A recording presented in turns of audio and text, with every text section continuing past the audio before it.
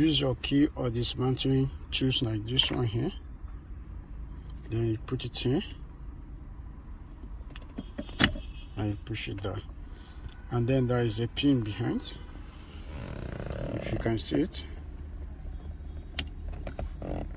Use your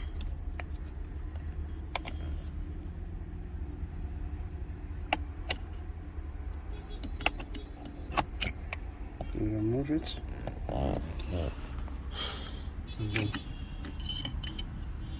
you pull it out. It is that simple.